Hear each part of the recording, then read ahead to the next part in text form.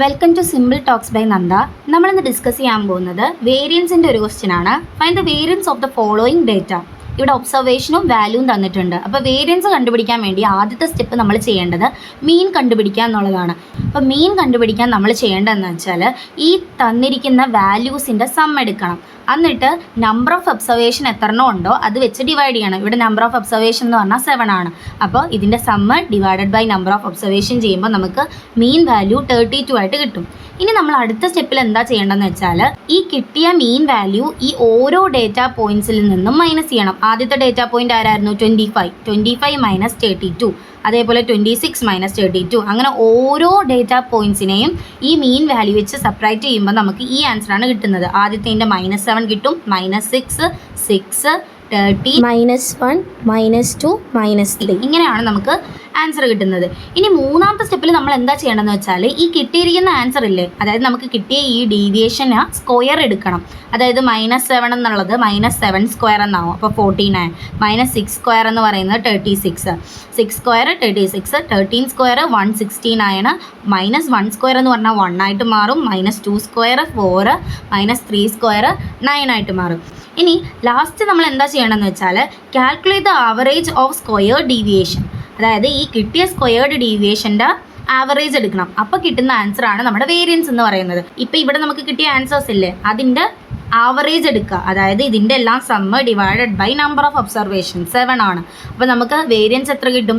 43.42 എന്നാണ് ആൻസർ കിട്ടുന്നത്. ഇപ്പോൾ നമുക്ക് വേരിയൻസ് കിട്ടി. ഇനി സ്റ്റാൻഡേർഡ് ഡീവിയേഷനും കൂടെ കണ്ടുപിടിക്കാൻ ക്വസ്റ്റ്യനിലുണ്ടെങ്കിൽ എന്ത് ചെയ്താൽ മതി? ഈ കിട്ടിയ വേരിയൻസിന് സ്ക്വയർ റൂട്ട് എടുത്താൽ മതി. അപ്പോൾ സ്ക്വയർ റൂട്ട് ഓഫ് 43.42 എന്ന് പറയുന്നത് നമുക്ക് 6.58 എന്ന് കിട്ടും.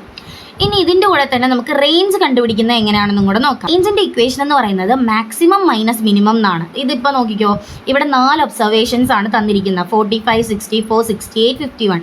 ഇതിൽ മാക്സിമം വാല്യൂ ഏതാണ്? 68 അല്ലേ? 68ൽ നിന്നും മിനിമം വാല്യൂവിനെ മൈനസ് ചെയ്യണം, 45. അപ്പോൾ നമ്മുടെ ഇവിടെ റേഞ്ച് എത്ര കിട്ടും? 23 എന്ന് കിട്ടും. ഇനി വേറൊരു ക്വസ്റ്റ്യൻ ചോദിക്കാനുള്ളതെന്ന് വെച്ചാൽ മീൻ ആബ്സല്യൂട്ട് ഡീവിയേഷൻ എങ്ങനെ കണ്ടുപിടിക്കാമെന്ന് ചോദിക്കും. അപ്പോൾ ഞാനിവിടെ ഒരു എക്സാമ്പിൾ ഒബ്സർവേഷൻ എടുത്തിട്ടുണ്ട്, 4, 5, 9, 4, 8 എന്നുള്ളത്.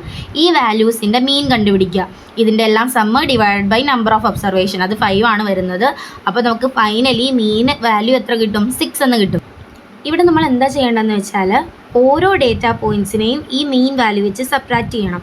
അപ്പോൾ 4 - 6 എന്ന് പറയുന്നത് -2 ആണ് കിട്ടുന്നത്. നമ്മൾ ആബ്സല്യൂട്ട് ഡീവിയേഷൻ കണ്ടുപിടിക്കുന്നത് കൊണ്ട് എന്താണ്? ആബ്സല്യൂട്ട് വാല്യൂ എടുക്കാവുള്ളൂ. അപ്പോൾ ഈ -2 എന്നുള്ളത് എന്തായിട്ട് മാറും?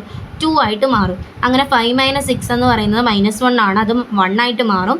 9 - 6 3 തന്നെ. 4 - 6 എന്ന് പറഞ്ഞാൽ -2 ആണ്, അപ്പോൾ ആബ്സല്യൂട്ട് എടുക്കുമ്പോൾ 2 ആയിട്ട് മാറും. ഇനി 8 - 6 എന്ന് പറയുന്നത് 2 ആണ്, അത് 2 തന്നെ. ഇനി ഇതിൻ്റെ ആവറേജ് എടുക്കുക. അതായത് ഈ കിട്ടിയ വാല്യൂസ് 2 + 1 + 3 + 2 + 2 ഡിവൈഡഡ് ബൈ 5. അപ്പോൾ നമ്മുടെ ആൻസർ എന്താ കിട്ടുന്നത്? 2 ആണ് കിട്ടുന്നത്. ഇനി വേറൊരു ടൈപ്പ് ക്വസ്റ്റ്യൻ ചോദിക്കുന്നതെന്ന് വെച്ചാൽ ഇതിൻ്റെയൊക്കെ ഡെഫിനിഷൻ ആണ് ചോദിക്കുന്നത്. അതായത് വേരിയൻസ് എന്താണെന്ന് ചോദിക്കും. അപ്പോൾ നമ്മൾ എന്താണ് എഴുതേണ്ടത്? Average of squared differences from the mean is called variance, അങ്ങനെയാണ് എഴുതേണ്ടത്. ഇനി സ്റ്റാൻഡേർഡ് ഡീവിയേഷൻ എന്താണെന്ന് ചോദിച്ചാൽ എന്ത് എഴുതണം? സ്ക്വയർ റൂട്ട് ഓഫ് വേരിയൻസ്, അതാണെന്ത്? സ്റ്റാൻഡേർഡ് ഡീവിയേഷൻ എന്ന് പറയുന്നത്. ഇനി ആബ്സല്യൂട്ട് മീൻ ഡീവിയേഷൻ എന്ന് പറഞ്ഞാൽ എന്താണ്? Average of absolute differences from the mean. അതായത് ഇങ്ങനെ ഒരു ഡെഫിനിഷൻ എഴുതിയിട്ട് നിങ്ങളായിട്ട് തന്നെ ഒരു ചെറിയൊരു എക്സാമ്പിളും കൂടെ ചെയ്ത് കാണിച്ചു കഴിഞ്ഞാൽ നിങ്ങൾക്ക് ഫുൾ മാർക്ക് കിട്ടും. ഭയങ്കര വലിയ എക്സാമ്പിളൊന്നും എടുക്കണ്ട, 3 മാർക്സ് ആകുമ്പോഴത്തേക്കും ഒരു ചെറിയൊരു എക്സാമ്പിൾ ഇട്ടിട്ട് അത് എങ്ങനെയാണ് ചെയ്യുന്നതെന്നും കൂടെ ജസ്റ്റ് ഒന്ന് കാണിച്ചേക്കുക. ഈ ഒരു ഡെഫിനിഷൻ എഴുതിയിട്ട് ജസ്റ്റ് ഒന്ന് അതും കൂടെ കാണിച്ചേക്കുക.